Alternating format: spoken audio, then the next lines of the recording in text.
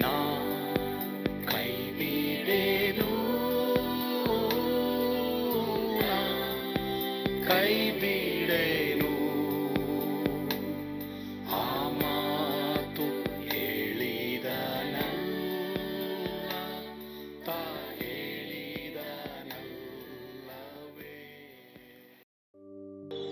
ಕರ್ತನ ಪರಿಶುದ್ಧ ನಾಮಕ್ಕೆ ಸ್ತೋತ್ರವಾಗಲಿ. ಏಸು ಕೈಬಿಡನು ದೈವಿಕ ಸಂದೇಶಕ್ಕೆ ನಿಮ್ಮೆಲ್ಲರನ್ನ ಸ್ವಾಗತಿಸುತ್ತೇನೆ. ಈ ದಿನ ಧ್ಯಾನಕ್ಕಾಗಿ ಆರಿಸಿಕೊಂಡಿರುವಂತ ಸತ್ಯವೇದ ಭಾಗ 2 ಕೊರಿಂಥ 5ನೇ ಅಧ್ಯಾಯ 17ನೇ ವಚನ. ಓದಿಕೊಳ್ಳೋಣ. ಹೀಗಿರಲಾಗಿ ಯಾವನಾದರೂ ಕ್ರಿಸ್ತನಲ್ಲಿದ್ದರೆ ಅವನು ನೂತನ ಸೃಷ್ಟಿಯಾದನು, ಈಗೋ ಪೂರ್ವ ಸ್ಥಿತಿ ಹೋಗಿ ಎಲ್ಲಾ ನೂತನವಾಯಿತು. ಹೊಸ ಸೃಷ್ಟಿ, ನೂತನ ಸೃಷ್ಟಿ, ನ್ಯೂ ಕ್ರಿಯೇಷನ್. ಈ ದಿನ ನಾನು ನಿಮ್ಮೊಟ್ಟಿಗೆ ಮಾತನಾಡುವಂತ ವಿಷಯ, ಹಳೇದನ್ನ ಹೊರಗಡೆ ಹಾಕಿ ಹೊಸದನ್ನ ಕೊಡುವಂಥದ್ದೇ ನೂತನ ಜೀವಿತವಾಗಿರುತ್ತೆ. ಈ ಒಂದು ವಚನದಲ್ಲಿ ನಾವು ನೋಡುವಾಗ ದೇವರು ಹೇಳ್ತಿದ್ದಾರೆ, ಈಗೋ ಪೂರ್ವ ಸ್ಥಿತಿ ಹೋಗಿ ಎಲ್ಲಾ ನೂತನವಾಯಿತು. ಯಾರಾದ್ರೂ ಕ್ರಿಸ್ತನಲ್ಲಿದ್ದರೆ ಅವನು ನೂತನ ಸೃಷ್ಟಿ ಎಂಬುದಾಗಿ ದೇವರ ವಾಕ್ಯ ಹೇಳುವಂಥದ್ದಾಗಿದೆ. ಅದರ ಅರ್ಥ ಏನು ಎಂಬುದಾಗಿ ನಾವು ನೋಡುವಾಗ, ದೇವರು ನಮ್ಮನ್ನ ಆತ್ಮೀಕವಾಗಿ ಬದಲಾಯಿಸಿ ಹಳೆಯ ಪಾಪದ ಸ್ವಭಾವ ಇರುವಂತ ಜೀವಿತವನ್ನ ದೇವರು ತೆಗೆದು ಹಾಕ್ತಾರೆ ಎಂಬುದಾಗಿ. ಈ ವರ್ಷದಲ್ಲಿ ನಾವು ಹೊಸದಾಗಿ ಕಾಲಿಡುವಾಗ, ಈ 2024 ಈ ಬ್ರ್ಯಾಂಡ್ ನ್ಯೂ ಇಯರ್ ಅಲ್ಲಿ ನಾವು ಕಾಲಿಡುವಾಗ ದೇವ್ರು ಹೇಳ್ತಾ ಇದ್ದಾರೆ, ಒಂದು ಫ್ರೆಶ್ ಆದಂತ ಒಂದು ಫ್ರೆಶ್ ಆದಂತ ಒಂದು ಆರಂಭದೊಂದಿಗೆ, ಒಂದು ಪಾಸಿಟಿವ್, ಒಂದು ಸಕಾರಾತ್ಮಕವಾದ ಒಂದು ಮೈಂಡ್ಸೆಟ್ ಒಂದಿಗೆ ಈ ವರ್ಷವನ್ನ ಆರಂಭಿಸುವುದಕ್ಕೆ ಕರ್ತನು ನಮ್ಮೊಟ್ಟಿಗೆ ಈ ದಿನ ಮಾತನಾಡುವಂತವರಾಗಿದ್ದಾರೆ. ನೋಡ್ರಿ, ಇಲ್ಲಿ ಬರೆಯಲ್ಪಟ್ಟಿದೆ, ಹೀಗಿರಲಾಗಿ if anyone is in Christ. ಹೀಗಿರಲಾಗಿ ಯಾವನಾದರೂ ಅಂದ್ರೆ, ಇಫ್ ಅಂತ ಹೇಳೋದಾದ್ರೆ ನಾವು ನೋಡುವಾಗ, ಉದಾಹರಣೆಗೆ ಒಂದು ಹೋಮ್ವರ್ಕ್ ಅನ್ನ ನಾವು ಶಾಲೆಯಲ್ಲಿ ಮಕ್ಕಳು ಮಾಡೋದಾದ್ರೆ ಮಾತ್ರವೇ ಅವ್ರಿಗೆ ಒಳ್ಳೆಯ ಅಂಕಗಳನ್ನ ಕೊಡುವಂಥದ್ದಾಗಿದೆ. ಹಾಗಾದ್ರೆ ಹೀಗಿರಲಾಗಿ ಅಂದ್ರೆ, if anyone is in Christ, ಹೀಗಿರಲಾಗಿ ಯಾವನಾದರೂ ಕ್ರಿಸ್ತನಲ್ಲಿದ್ದಾರೆ ಅಂದ್ರೆ ಯಾರು ನೂತನ ಸೃಷ್ಟಿ ಆಗ್ಲಿಕ್ಕೆ ಸಾಧ್ಯ? ಯಾರು ಹೊಸ ಒಂದು ಆರಂಭದೊಂದಿಗೆ ಆರಂಭ ಮಾಡಲಿಕ್ಕೆ ಸಾಧ್ಯ? ಫ್ರೆಶ್ ಸ್ಟಾರ್ಟ್ ಅನ್ನ ಈ ಒಂದು ವರ್ಷದಲ್ಲಿ ಹೇಗೆ ನಾವು ಆರಂಭ ಮಾಡಲಿಕ್ಕೆ ಸಾಧ್ಯ ಎಂಬುದಾಗಿ ನಾವು ನೋಡುವಾಗ, ಏಸು ಕ್ರಿಸ್ತನಲ್ಲಿ ಇದ್ದರೆ ನೂತನ ಆರಂಭ, ನೂತನ ಸೃಷ್ಟಿ ಎಂಬುದಾಗಿ ನಾವು ನೋಡುತ್ತೇವೆ. ಪ್ರಿಯ ದೇವರ ಮಕ್ಕಳೇ, ಇವತ್ತು ನಾವೆಲ್ಲರೂ ಮಾನುಷಿಕ ಸ್ವಭಾವದವರು, ನಾವೆಲ್ಲರೂ ಮನುಷ್ಯರು. ಹೀಗಾಗಿ ನಮ್ಮ ಹಳೆಯ ಸ್ವಭಾವಗಳು, ಪಾಪದೀನ ಸ್ವಭಾವಗಳು ನಮ್ಮನ್ನ ಆಳ್ವಿಕೆ ಮಾಡುವಂಥದ್ದಾಗಿದೆ. ನಮ್ಮನ್ನ ಹೊಸ ಆರಂಭ ಮಾಡದಂತೆ ನಮ್ಮನ್ನ ತಡೆಯೋದಕ್ಕೆ ಮಾನುಷಿಕವಾಗಿ ಅನೇಕ ಸ್ವಭಾವಗಳು ನಮ್ಮ ಜೀವಿತದಲ್ಲಿ ಇರುವಂಥದ್ದಾಗಿದೆ.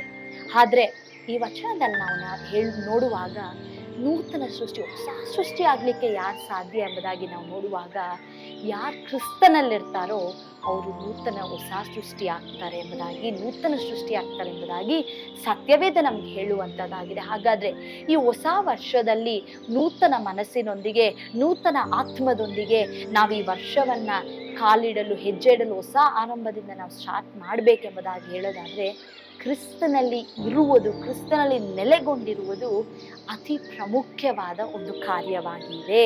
ಹಾಗಾದ್ರೆ ನಾವು ಪಾಪದೀನ ಸ್ವಭಾವವನ್ನ ಬಿಟ್ಟು ನೂತನ ಸೃಷ್ಟಿಯಾಗಿ ನಾವು ಬದುಕಲಿಕ್ಕೆ, ಹೊಸ ಆರಂಭವನ್ನ ಮಾಡಲಿಕ್ಕೆ ಹೇಗೆ ಸಾಧ್ಯ ಈ 2024 ಅಂತ ಹೇಳೋದಾದ್ರೆ, ಅದು ಯೇಸು ಸ್ವಾಮಿಯಿಂದ ಮಾತ್ರ ಸಾಧ್ಯ, ಪವಿತ್ರಾತ್ಮನ ಬಲದಿಂದ ಮಾತ್ರ ಸಾಧ್ಯ. ನಮ್ಮ ಸ್ವಂತ ಶಕ್ತಿಯೋ, ನಮ್ಮ ಸಾಮರ್ಥ್ಯವೋ, ನಮ್ಮ ಯೋಗ್ಯತೆಯೋ ಇದು ಯಾವುದರಿಂದಲೂ ಸಾಧ್ಯ ಇಲ್ಲ. ಈ ಹೊಸ ವರ್ಷದಲ್ಲಿ ನೂತನವಾಗಿ ನಾವು ಆರಂಭ ಮಾಡಬೇಕಾದ್ರೆ ಈ ಪಾಪದೀನ ಸ್ವಭಾವವನ್ನ ಹೊರಪಡಿಸ್ಲಿಕ್ಕೆ ಯೇಸು ಸ್ವಾಮಿಯಿಂದ ಮಾತ್ರವೇ ಸಾಧ್ಯ.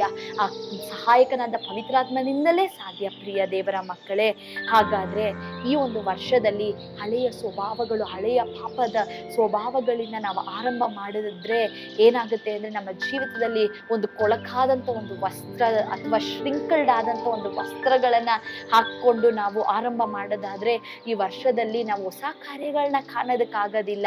ಆದ್ರೆ ನಾವು ಯಾವಾಗ ಏಸು ಸ್ವಾಮಿಯಲ್ಲಿ ನಾವು ನೆಲೆಗೊಂಡಿರ್ತೀವಿ. ಏಸುವೇ ಎಂಬುದಾಗಿ ನಾವು ಕರೆದು ಆತನ ಸಮ್ಮುಖದಲ್ಲಿ ನಾವು ಯಾವಾಗ ಬರ್ತೀವೋ, ಆತನಲ್ಲಿ ನಾವು ಯಾವಾಗ ನೆಲೆಗೊಂಡಿರ್ತೀವೋ, ಆವಾಗ ಆ ಕೊಳಕಾದಂಥ ವಸ್ತ್ರಗಳನ್ನು ಅವರು ಶುದ್ಧಪಡಿಸಿ ಅವ್ರು ನಮ್ಮನ್ನು ನೂತನ ಸೃಷ್ಟಿಯಾಗಿ ಮಾಡಿ ನೂತನ ಒಂದು ಆರಂಭವನ್ನು, ಒಂದು ಫ್ರೆಶ್ ಆದಂಥ ಒಂದು ಸ್ಟಾರ್ಟನ್ನು ಈ 2024 ದೇವ್ರು ನಮಗೆ ಕೊಡಲಿಕ್ಕೆ ಶಕ್ತನಾಗಿದ್ದಾರೆ. ದಾವೀದ ರಾಜ ಈ ರೀತಿಯ ಕೀರ್ತನೆಯಲ್ಲಿ ಪ್ರಾರ್ಥನೆ ಮಾಡ್ತಾರೆ.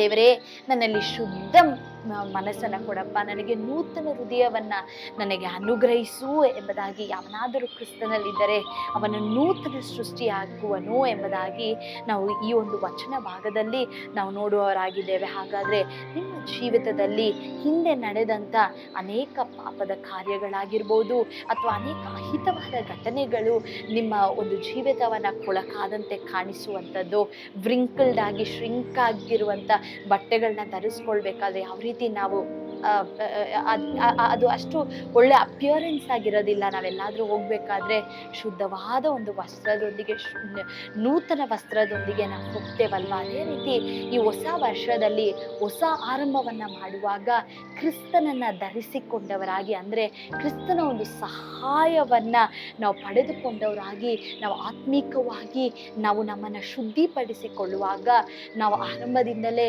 ಒಂದು ನೂತನ ಸೃಷ್ಟಿಯ ಜೀವಿತವನ್ನು ಯೇಸು ಸ್ವಾಮಿಯ ಹಾಗೆ ನಾವು ಒಂದು ದಿನ ಜಯದ ಒಂದು ಜೀವಿತವನ್ನು, ಪಾಪದ ಮೇಲೆ ಜಯದ ಜೀವಿತವನ್ನು ಜೀವಿಸುವಾಗ ಈ ವರ್ಷವೆಲ್ಲ ಖಂಡಿತವಾಗಿ ಒಂದು ಹೊಸ ಆರಂಭವಾಗಿ ಅನೇಕ ನೂತನ ಕಾರ್ಯಗಳು ನಮ್ಮ ಜೀವಿತದಲ್ಲಿ ಕಾಣುವಂತೆ ಯೇಸು ನಮಗೆ ಸಹಾಯ ಮಾಡುವಂಥವರಾಗಿದ್ದಾರೆ.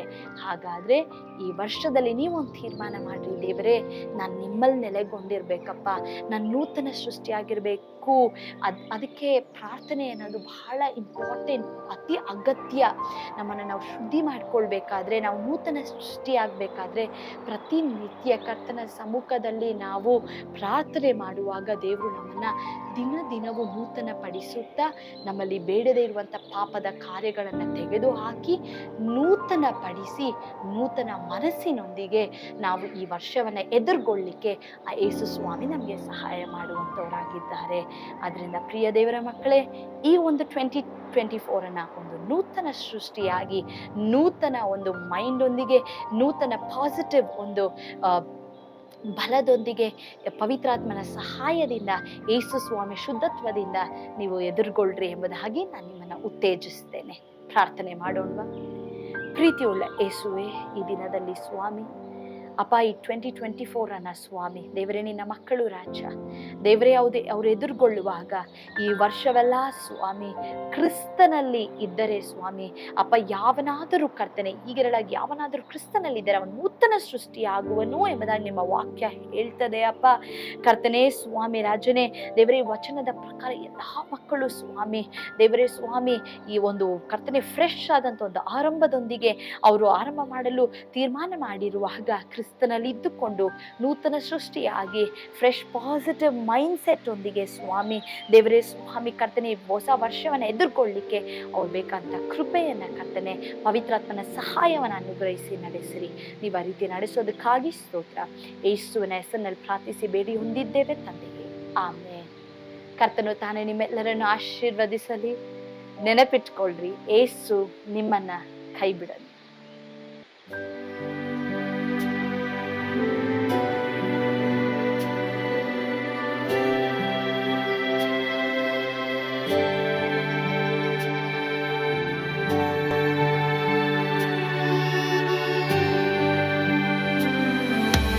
ನಾನು ಪಾತ್ರದಲ್ಲಿ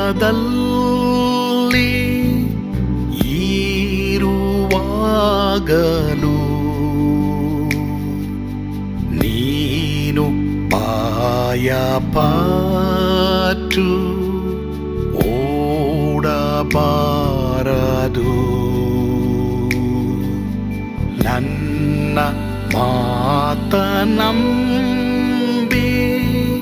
ಸ್ಥಿರವಾಗಿರು.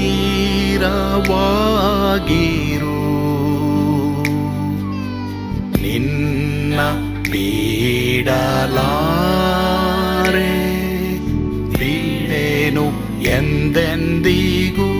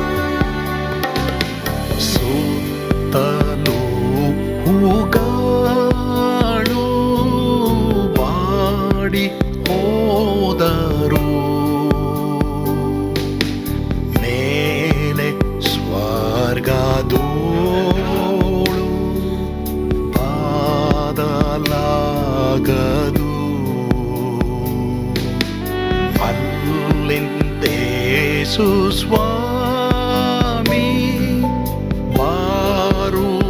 ಬಾರುವಾತನು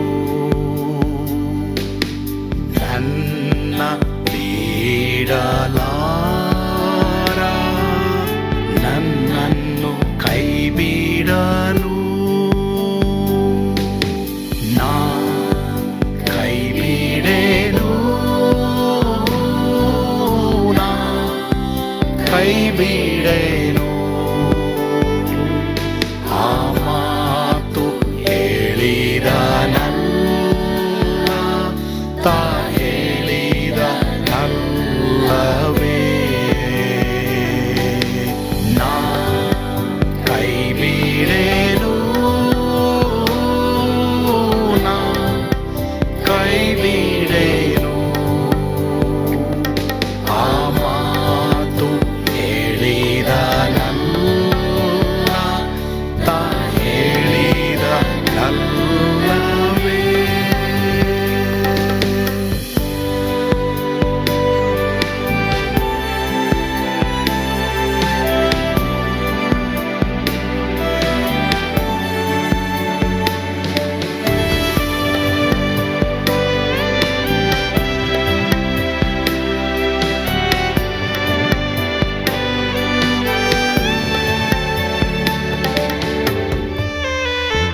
ಮುಂದೆ ಬಾವು ಕಷ್ಟ ಬಾರುತ್ತಿದ್ದರು ಬಾಯ ಪಾಡಲಾರೆ ಸ್ವಾಮಿ ಇದ್ದಾನೆ ಬಾಲವಾಗಿ ನಿಂತು ಹರ್ಷಗೊಳ್ಳುವೆ ಸ್ವಾಮಿ ಬಿಡಲಾರ ಸ್ವಾಮಿ ನನ್ನ ಕೈ ಬಿಡನು ನಾ ಕೈ ಬಿಡ